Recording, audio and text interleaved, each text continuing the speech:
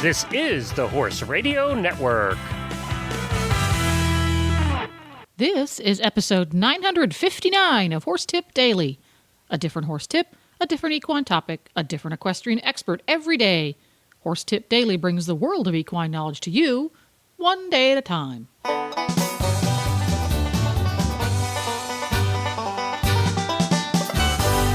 Greetings, horse people. Coach Jen here, and thanks for tuning in to Horse Tip Daily. Today's tip is another one inspired by a listener question. One of our astute Horse Tip Daily fans has some questions about fly spray, so I reached out to the good folks at WF Young, and Jeannie McKenzie agreed to come on the show and clear up some cloudy areas in regards to bug repellents for horses. This time, it's about the ingredients. And we'll get right to our tip after this important message from EZSignsOnline.com.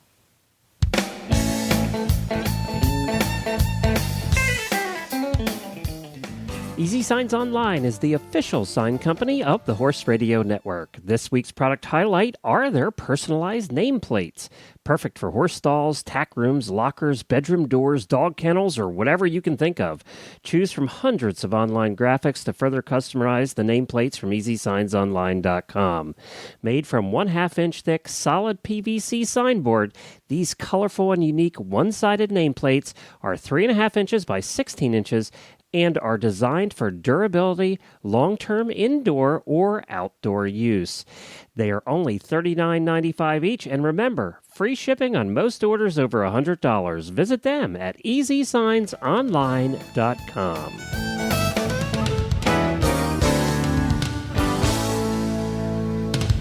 And I'm happy to welcome to the show Jeannie McKenzie from WF Young. Well, thank you so much for the invitation. Now, let's get to the question that got this whole thing started, and that is, do flies develop an immunity or resistance to bug spray? I mean, after all, you can hardly walk down to the tack room this time of year without you hearing some poor, stressed-out horse owner lament that the fly spray that they've been using since last summer seems to just not work this spring. So what's the deal? Certainly, there's a scientist who have been studying this phenomenon, but we hear quite frequently from many of our customers that based on the conditions that have changed, whether it's weather or activity level or even the intensity of the insects themselves, that sometimes people experience, something different with their fly sprays, and or they didn't work as well as it used to.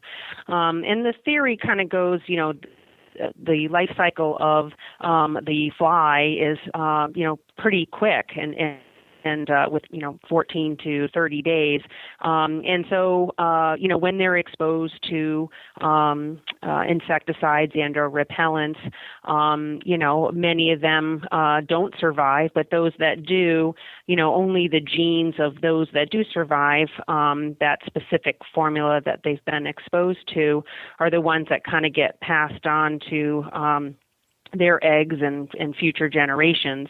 And so, what we tend to see is certainly, barn owners do report that they see, maybe the population of the flies sort of changing and are becoming resistant to a particular formula over time. And so, therefore, at Absorbine, what we do recommend, in addition to good barn management, is the need to rotate your fly sprays if you're starting to see, that phenomenon in your area, and just the exposure to a different, chemical class and or formulation can certainly sort of maybe change the dynamic that they're seeing in their location. Wow, that's a whole bunch. Now, that prompted two questions that I jotted down here on my scratch sheet. How does one tell the difference in formulas? You're walking down the fly spray aisle of your local feed store, and all these bottles are lined up with tiny little print and great big print. Where would one find where formula is? How can we tell? Well, that's a great question. Certainly, there are lots of sprays on the market. One of the biggest distinctions is whether or not you're interested in buying an insecticide and a repellent, which means that it will not only kill but also keep certain insects at bay. And some people are interested in just a pure repellent, meaning their intention is not to kill but certainly to kind of create a barrier, if you will. And those repellent type products tend to be more so natural than some of the chemicals that are out there that are intended to kill. So that would be kind of the first distinction. The next is if you're looking for a water-based fly spray or an oil-based fly spray. The absorbing fly sprays are all water-based, and we think that is a healthier choice for the animal in terms of its skin and coat, and that would be another clear distinction. And then the last thing that you want to do is fly sprays are regulated by the EPA, the Environmental Protection Agency, and those manufacturers that are compliant with those rules and regulations, all of the active ingredients in the formulation can actually be found right on the front of the label. Now, it may be in small print, but all of the information that a consumer needs to make a good decision about which spray to use and the levels of ingredients can be found right on the front of the label. Aha. This is helping me out a lot. I remember seeing that. It'll have one word that I can't pronounce followed by a percentage number. That's what I'm looking for? Yes. So that is what you're going to be looking for. That's what I'm looking for. Great. I'm going to take my magnifying glass to the feed store next time. And when I look at those tiny little letters with words that I can't pronounce, if the word looks similar but it is not exactly the same, is that going to indicate what you could call a different formula? Is it that simple, or is it more complicated than that? I know what you're going to say. You're going to say it's more complicated. And, in the interest of giving the consumer the right choice and the information, all of that should be listed right there on the front. So key things, if you're looking for an insecticide and repellent like our UltraShield EX product, which has been on the market for over 25 years, that uses a combination of active ingredients. One of the most common that you'll see on labels is pyrethrin, and that's because it's naturally derived from the chrysanthemum flower.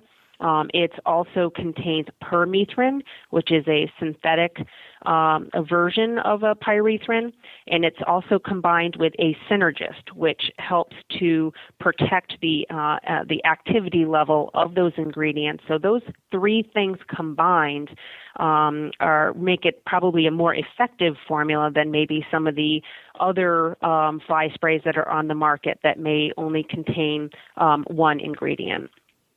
Oh, okay. So a product that has, so if I go down the aisle and I pick up fly spray A, and fly spray A has the synthetic insecticide in it, and that's the same one I used last year. And this year, doggone it doesn't seem to be doing squat.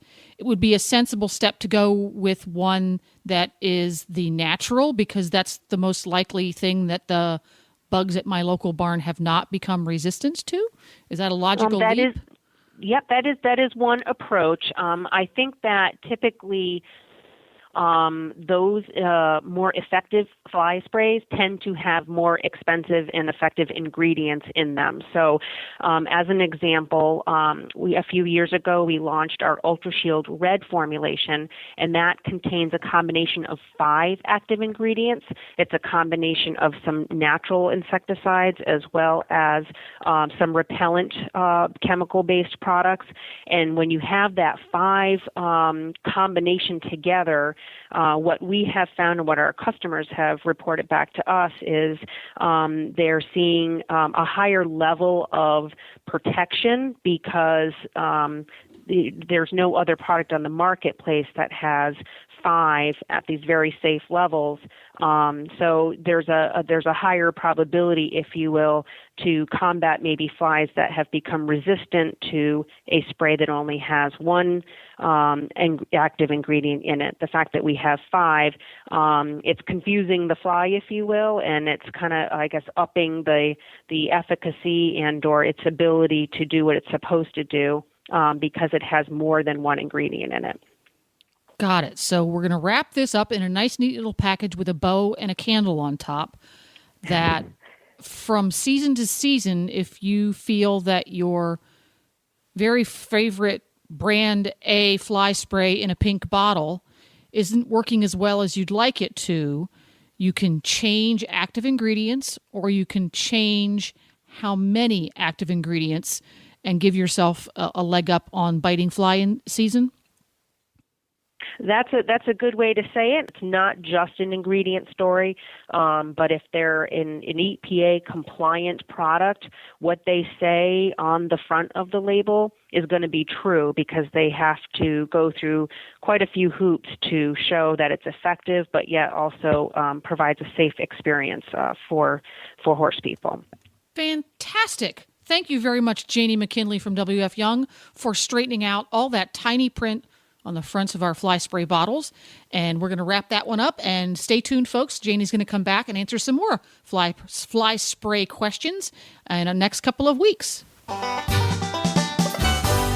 Well, there you go. And thanks again to Jeannie McKenzie from WF Young for helping us out here on Horse Tip Daily. Their website is, get this, wfyoung.com. How easy is that to remember? And you can find lots more tips ranging from barn care to websites for horse people at horsetipdaily.com.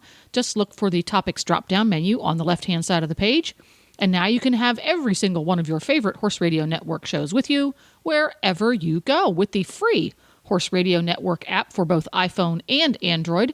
Just go to your app store and search Horse Radio Network. You can download it today. It's quick, it's free, and it's easy.